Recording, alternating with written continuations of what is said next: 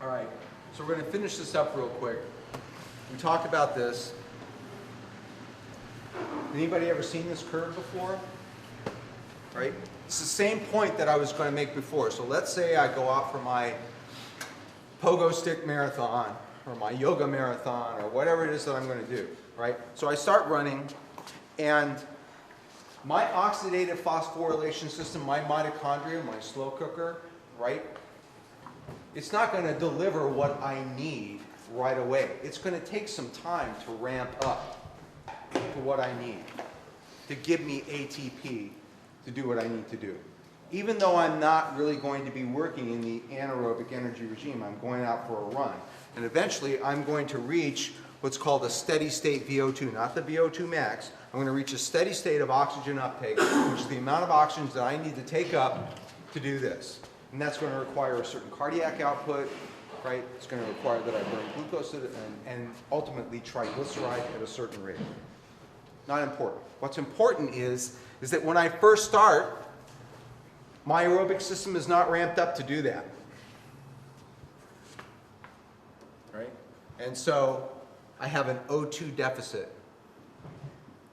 And what that O2 deficit, I have an energy deficit is what I have. Right? If I were to only get my ATP from aerobic metabolism, it wouldn't be there for me when I just like decide, oh, I'm going to run. It wouldn't be there for me. So where does it come from? It comes from creatine phosphate in the ATP that's already sitting there, right? And glycolysis. So it's not strictly true that we don't employ the anaerobic system when we do aerobic exercise. And this explains this is the bioenergetic side of the explanation of the novice effect. Do you see that? So a novice who goes out and does this, he's actually going to increase his anaerobic capacity a little bit. Because he's going to want to have, his body doesn't like that O2 deficit. Then on the other side, I'm done running. I've gone out for my run, I'm done running, and I have what's called an excess post-exercise oxygen consumption. You've heard of this, the EPOC, or the oxygen debt. Actually, the oxygen debt that term belongs up here. It's incorrectly applied to this part right here. And what is that? What is that? That is, if you measure the oxygen uptake of an athlete after he's done with a task, right, his oxygen uptake will continue to be increased for a long period of time. And the first big chunk of that, guess what that is? That's for? That's for putting glycogen and creatine phosphate back in the muscles. It's mostly for creatine phosphate right off. That's where the real burst of it first comes from, is recharging the creatine phosphate in the muscles. So again, right now, you're aerobic. You're not anaerobic right now, right? And if you go and you squat, you're going to be anaerobic, but you're still going to be aerobic because the ATP doesn't know where it came from. You need that foundation of aerobic metabolism to support even the most intense exercise. It's got to be there, but it's not the other way around. And I hope that you have a little bit better idea of why that is so. I hope you do.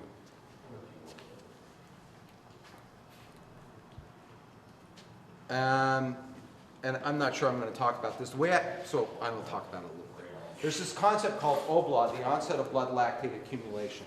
So an athlete working at a certain intensity, right? We're talking about a high intensity, pushing the prowler, right?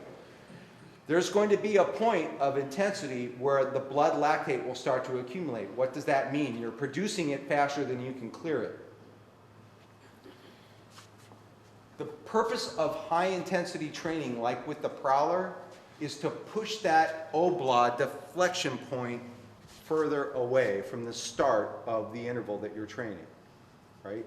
So let's say that I have my athletic event typically takes 2 minutes. Like say I'm a fighter and I have 2-minute rounds, right? And I don't want my calves to be full of lactate, right? And I want to clear that lactate and I want to burn that lactate. I want to clear lactate at the rate that I want to be alactic, right? What is one way that I can do that?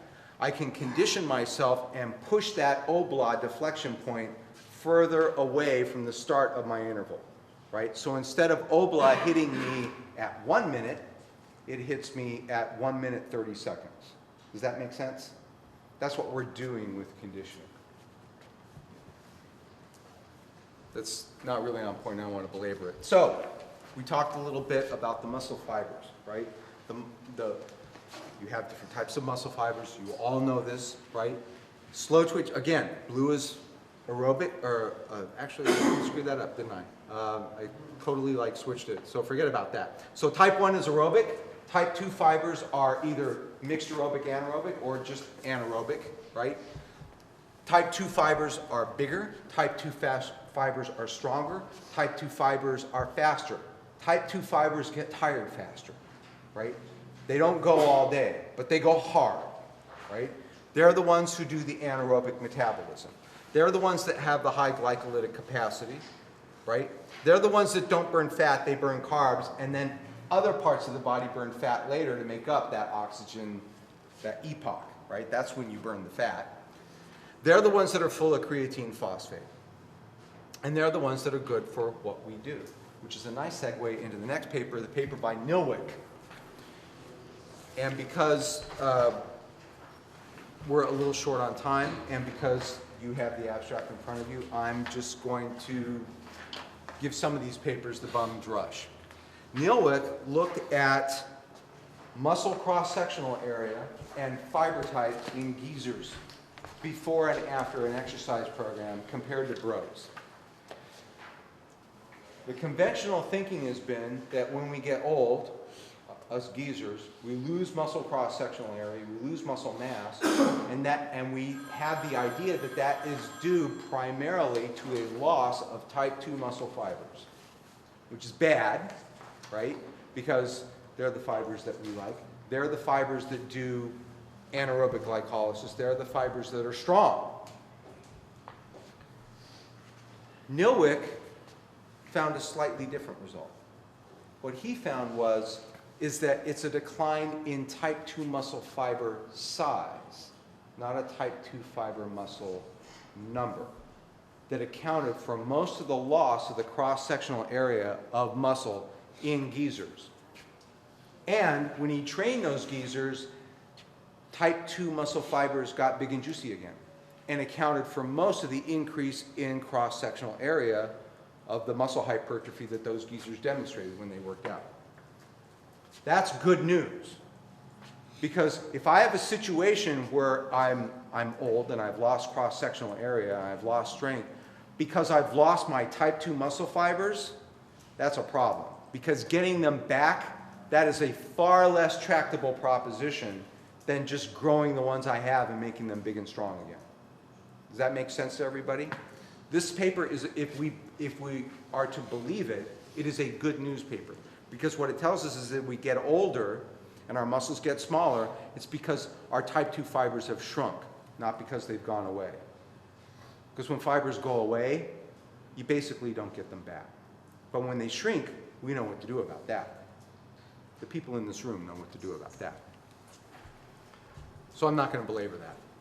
Well, except to say this. Small and short, not as bad as some. No sample size analysis. Here's a problem.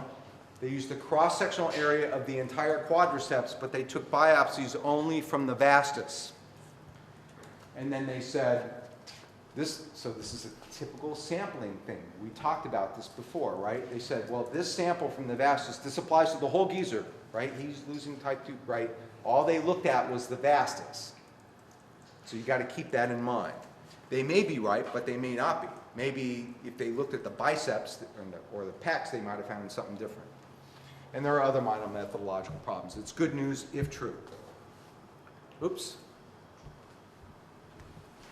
Jordan was horny for this paper. I think it's a pretty cool one. I'm basically going to let you look at it.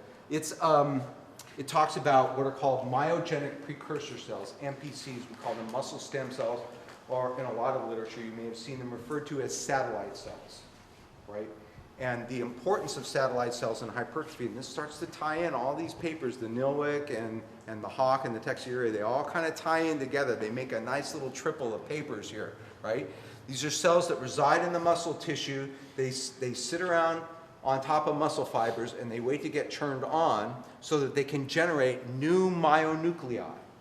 Right? Now in other species they can actually participate in the generation of new muscle fibers, and you will understand that when I say muscle fiber I mean a muscle cell. That's what a muscle fiber is, it's a muscle cell, right? In primates, not so much. In us, not so much. We don't make new muscle cells. That's why rhabdo is no fucking joke, right? But we can make new myonuclei, and you're going to see why that's important. So in other species, and to a very small extent in our species, two myogenic precursor cells, satellite cells, can fuse together and generate a new myonucleus.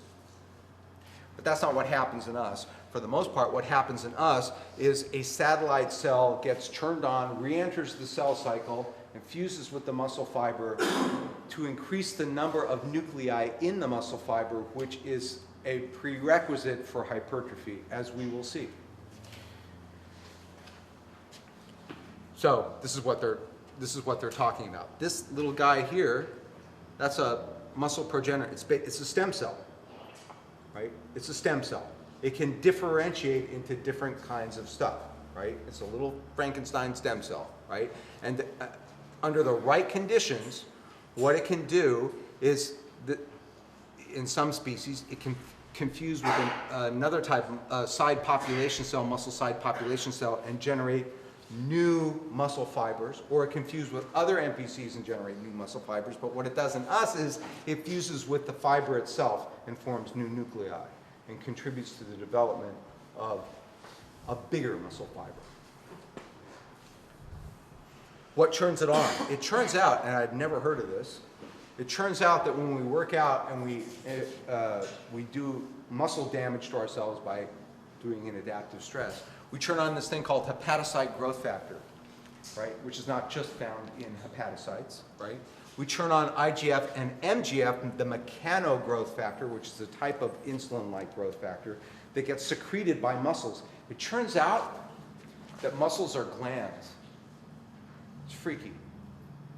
Muscles are glands. They secrete hormones. They secrete signaling molecules to themselves and to other tissues, right? And one of the things that they can secrete is this mechano growth factor.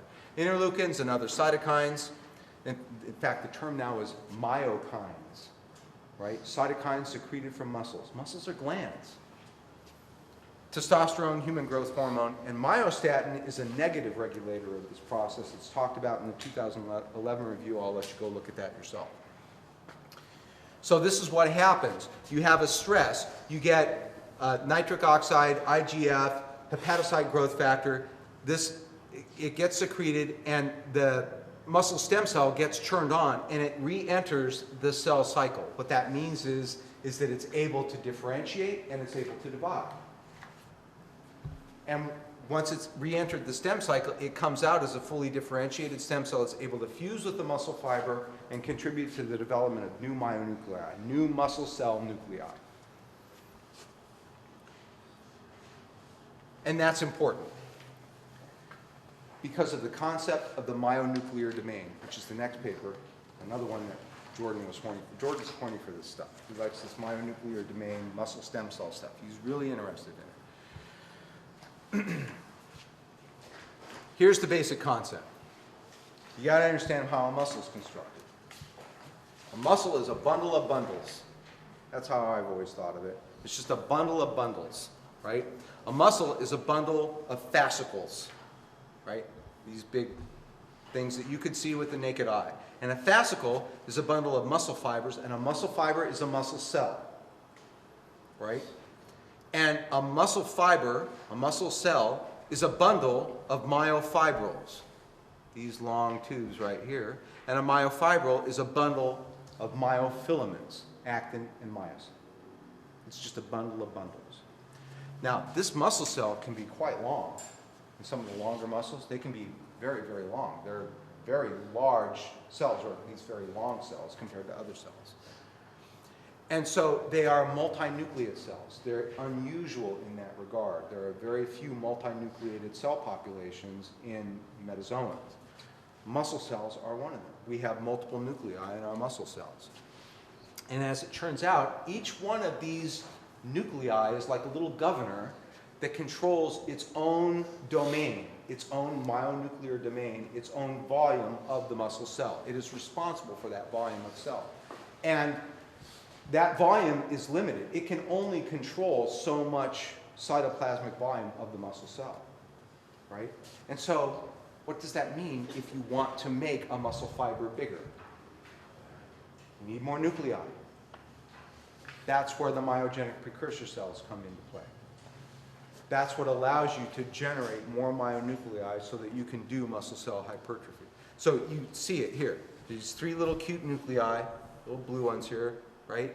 And this one, this is his domain, this is his domain, this is his domain. Little territories, right? We just talked about all that. So the take-home point from this abstract, which I'm sure you'll read in detail, is this. Detraining involves shrinkage of the muscle fiber and shrinkage of the cross-sectional area of the muscle. And cross-sectional area is directly related to what? What is the thing that is directly related to cross-sectional area of the muscle? Force production. The ability to generate force is directly related to the cross-sectional area of the muscle. This is accompanied in the literature by a shrinkage of the myonuclear domain. So the myonuclear domain gets smaller. The nucleus can control a large volume of cytoplasm, not infinitely large, is a limit to it. But what happens in detraining is the myonuclear domain gets smaller, and each of the nuclei is responsible for a smaller area. Right? Things are starting to close in on them a little bit. That situation is recoverable, right? Because the nuclei are still there, and I can still generate sometimes new myonuclei from the satellite stem cells if I train. Chronic detraining, however, may result in a decrease in myonuclear number. And to increase my myonuclear number, I have to have a population of satellite stem cells, and I have to be able to turn those stem cells on avidly and encourage them to re-enter the cell cycle. And my ability to do that as I get older is going to be diminished because I don't make as much IGF and I don't make as much HGF, HGH, and I don't make as much testosterone. That's the practical importance of that. This is just a picture of the same thing. This is sort of a cross-section of a muscle fiber, and you can see the relationship of myonuclear number to hypertrophy, right? The more nuclei you have, the larger and more numerous your myonuclear domains can be, and the larger your muscle fiber can be.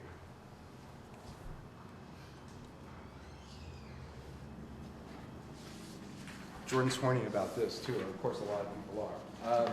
This is a commentary, a brief commentary review by Krauss on the issue of statins and exercise. As you all know, that this is a very contentious issue.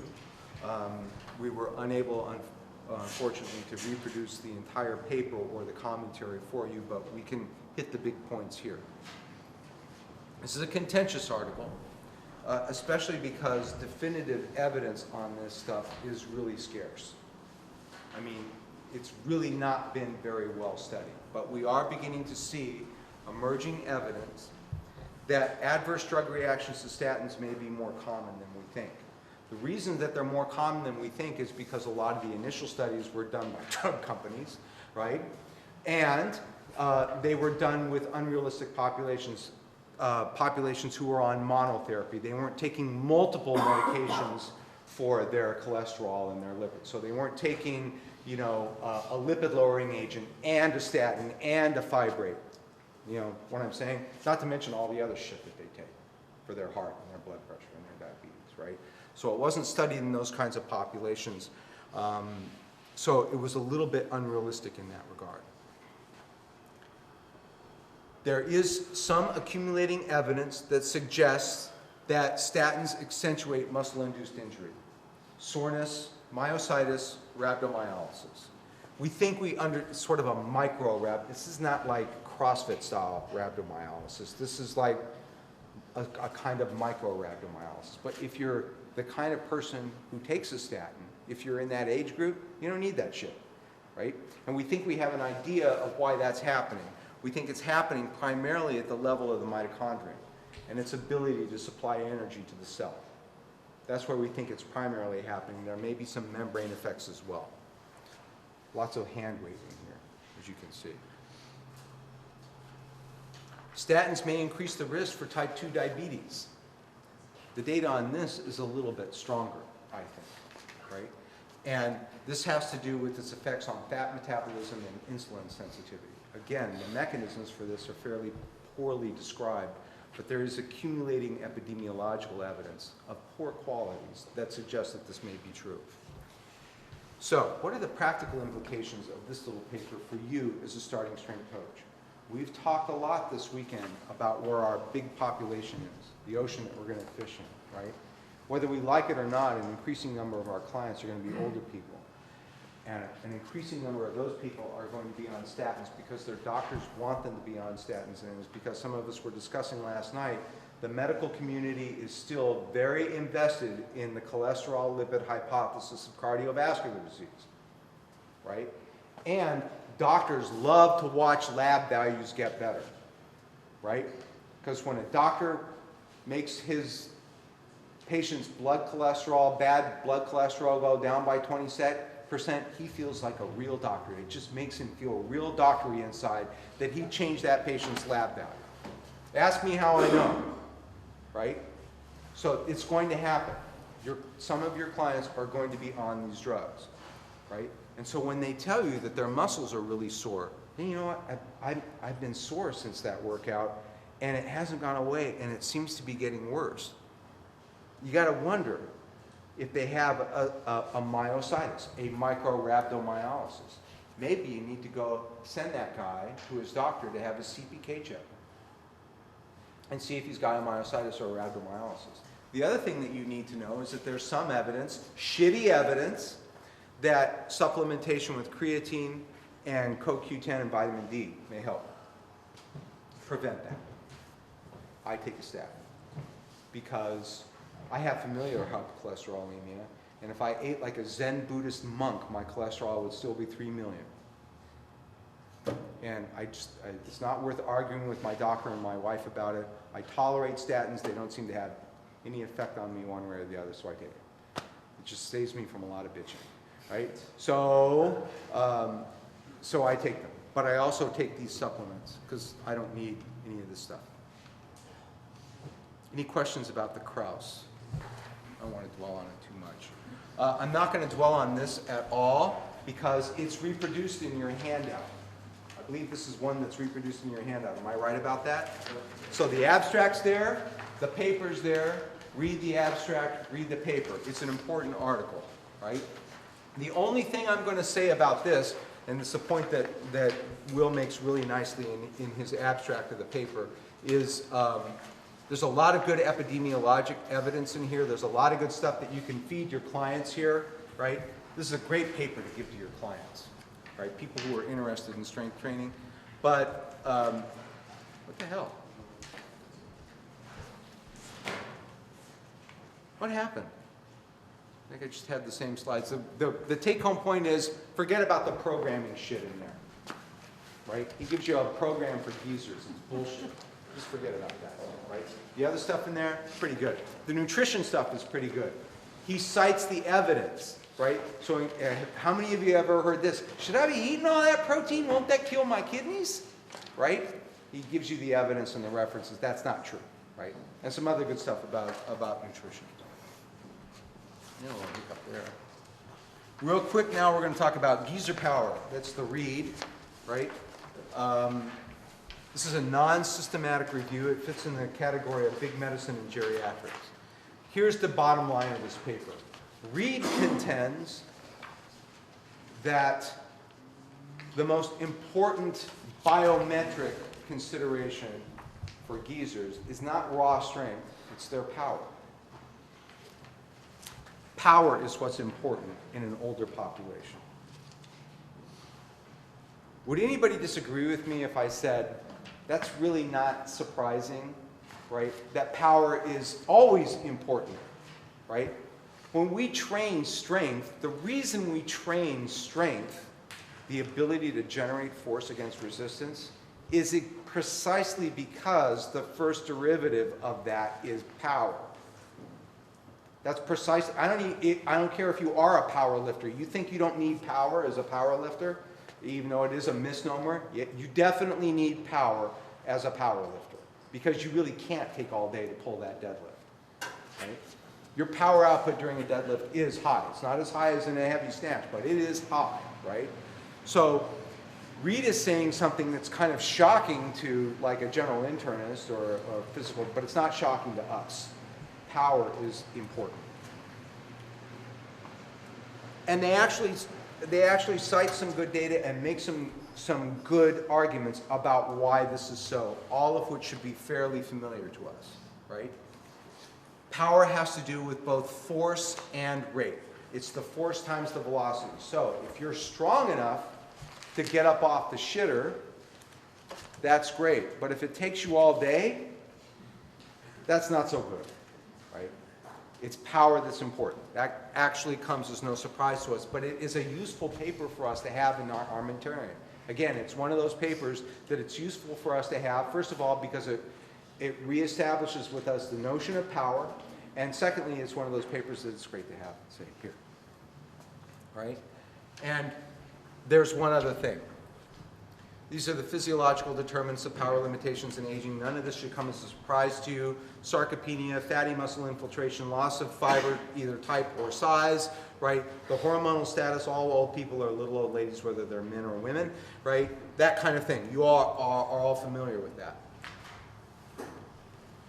The real take-home message here is power is important. How do we train it? There's two ways to train it, right? We know that if we want to increase somebody's power, we have to increase their strength because power is the first derivative of strength. We all know that. But you also have to train power. That's why we do power cleans. That's why we do explosive lifts. You actually have to train that neuromuscular commitment and that explosivity. Whatever it is that you've got there, you've got to train that. How do you do that? Because old people don't power clean. As a general rule, they don't power clean. They don't power snatch. Here, rip a toe. Don't jump. I got here, I was like, Rip, are you going to help me with my snatch? I'm having trouble getting under the snatch. He's like, you got no fucking business snatching. Well, he's kind of right.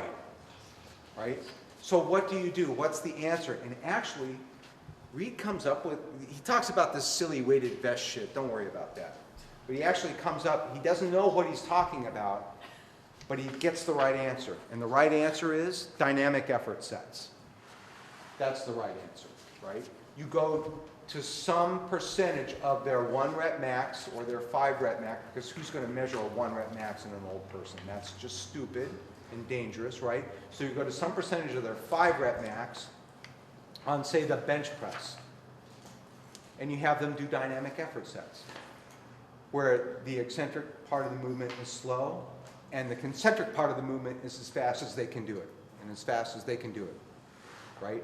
You find some exercise, some variant of the squat, or the deadlift, or the bench press is good for this. If they can press, it's probably good for this. You have to be careful of their tired old shoulders. But some variant of a dynamic effort set is a very acceptable and salutary substitution for the classic explosive lifts that most of us use, like the power clean. Because you're just not going to get old people to do power cleans and power snatches as a general rule, for reasons that Rip has talked about and Andrew has talked about. And this paper underscores the importance of doing that. Any comments or questions on that before we move on? 10 minutes, so. Thank you. Sima Park Abstract did a great job of abstracting the American Heart Guidelines for us here. These are the American Heart 2007 update for the prescription of resistance training in healthy and non-healthy populations. it's really a great article because there's a lot of background it's a big literature review of why people should be doing this. And then they ignore all that literature when they basically assign resistance training as sort of an ancillary thing. But they recognize the growing importance of resistance training. And then they talk about who should do it and who shouldn't do it and what kinds of set and rep schemes you should use and a lot of stuff that's bullshit. So why did we include it? Well, we included it because it's the friggin' American Heart Association, right? They are an authoritative body. This is as close to a standard of practice as we see in our profession. And our model deviates markedly from these recommendations. So the American Heart Association has recommendations for resistance training in healthy and unhealthy populations that differ strongly from the starting strength model. That is why we included it. That is why we thought it was important. The science committee was absolutely unanimous in that. Let's talk real quickly about why, about how it's different from what we do, right? There's actually, again, a pretty good review of the benefits of RT. Here are the significant deviations. High rep, low weight schemes. High volume, low intensity. Remember what Andy told? That's exactly back-asswards from what we should be doing in older populations. They are very volume sensitive. Stupid. And there's no basis for them to make this recommendation. We've got a good argument for why we don't do that, right? Split routines. That's a significant deviation from our model, and every one of you should be able to articulate a counter-argument to that and have it ready to go when somebody waves this paper under your face, as they very well might do. Single set protocols. There's at odds with everything that's been published in the exercise science literature since the Reagan administration. I don't know where the fuck they got that. Valsalva kills.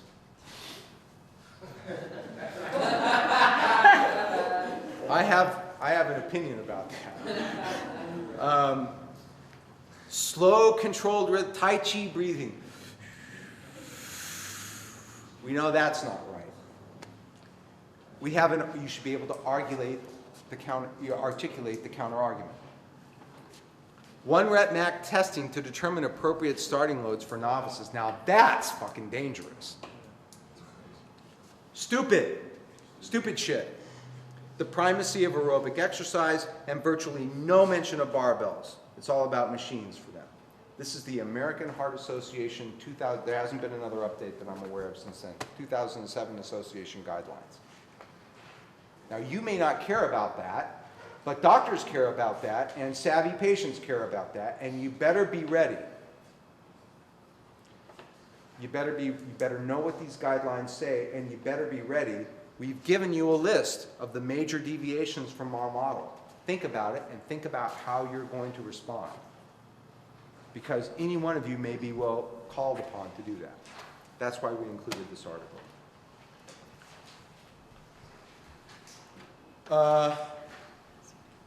This was an article Nick Solomon published, Coach's Q. And it wasn't an article that a lot of people went woo over because it wasn't really written to entertain us, right? But it was written to talk about something that is incredibly important. The central role of cueing in what we do as coaches. And I would just like to suggest that it is salubrious, beneficial, salutary to read this article and then look at Dr. Bradford's lecture from last year, or vice versa. They're a pair. What this is really about is the mystery of communication, right? What it's really about is bridging the difference between the coach's model and the lifter's model. In mathematical terms, the coach's model and the lifter's model, in neuromathematical terms, occupy different phase spaces, different dimensionality of matrix, right? If you have information encoded in a 4x4 matrix and information encoded in a 10x10 matrix, getting those two matrices to talk to each other is a problem. That's a complex problem. That's exactly the problem that we're confronted by as coaches. Communication language and tensors are mysterious shit. These are the two models of lifting. Your model is based on information, reading the book 3 times, the continuing education that you're receiving at the conference and with your reading, right? You have a detailed model of physiology and anatomy and the starting strength model. All that is in your head, right? Your lifter doesn't have that. That's what we mean by information. All the stuff that you're getting here and with all the training and reading that you're doing. You have experienced coaching that your lifter doesn't have. That goes into your model. And you have experience as a lifter.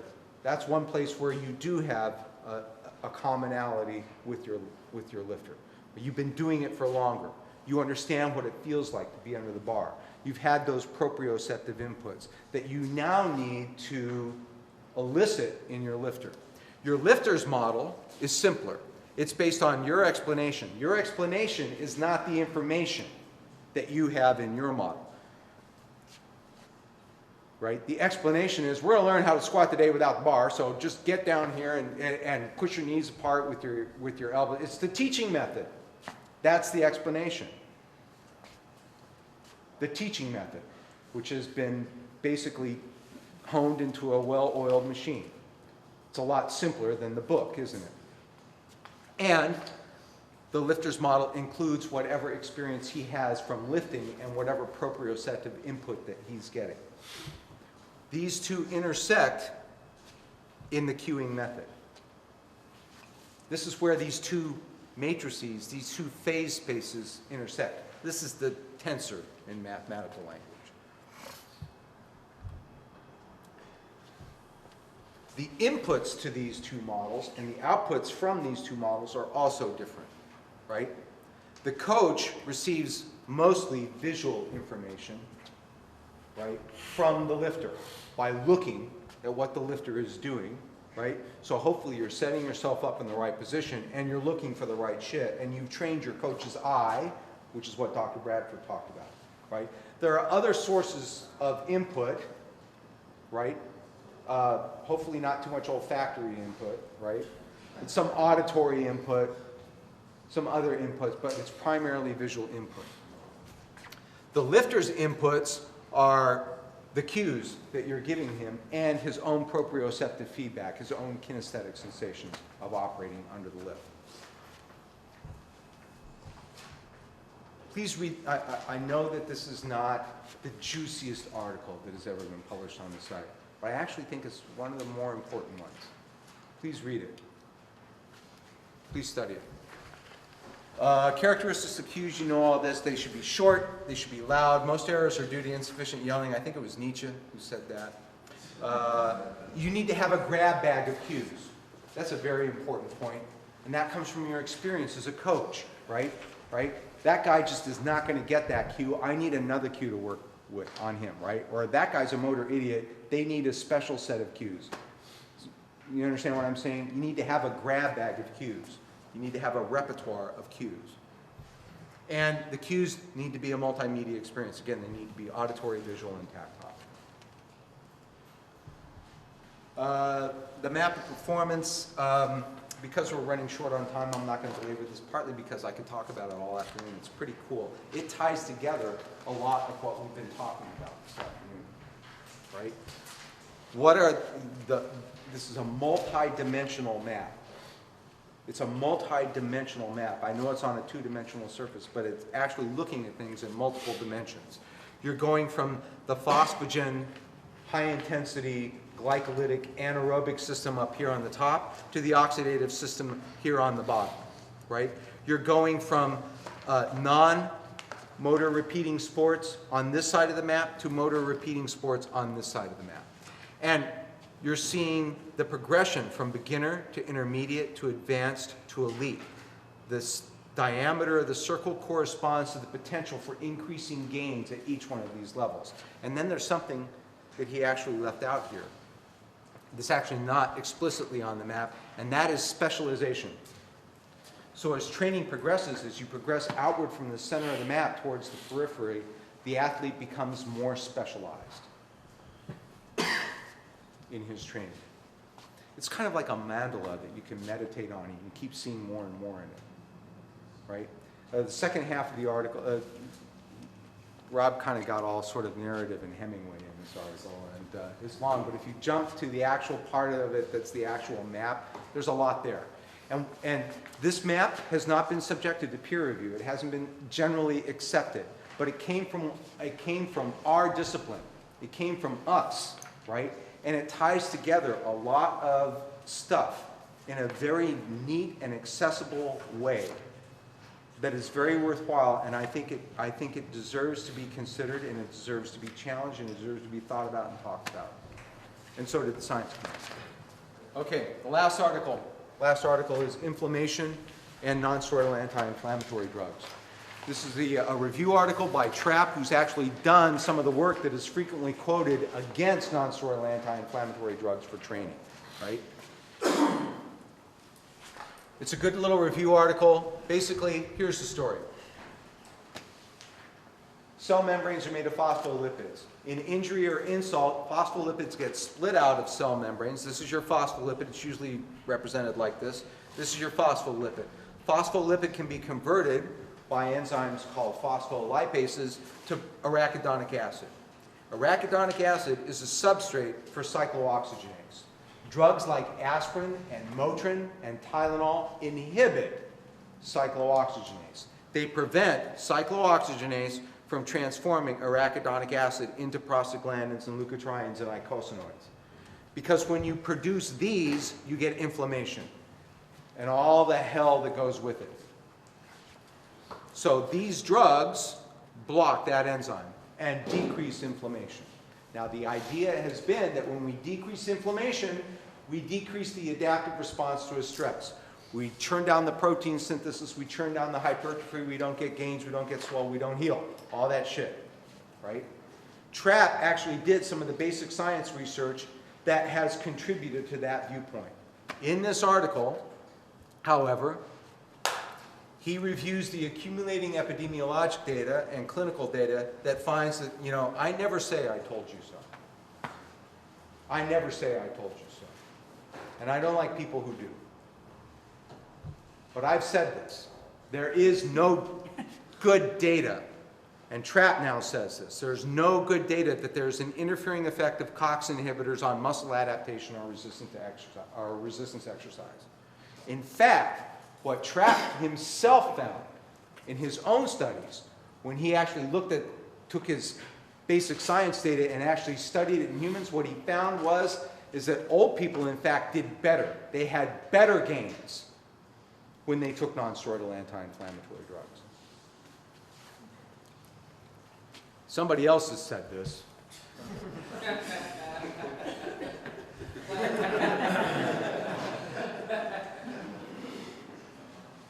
I have to thank the members of the committee. They did yeoman's work on this. They worked really, really hard. They met their deadlines.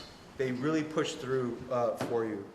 Thanks to Steph and Tom, MS Patterson, whom we all know as Tertius, my wife, M.K. Fuller, Miss February 2013, she's been a constant source of inspiration to me, Rip, and the Starting Strength community, and to my clients who continue to impress me with their courage and their fortitude and their commitment.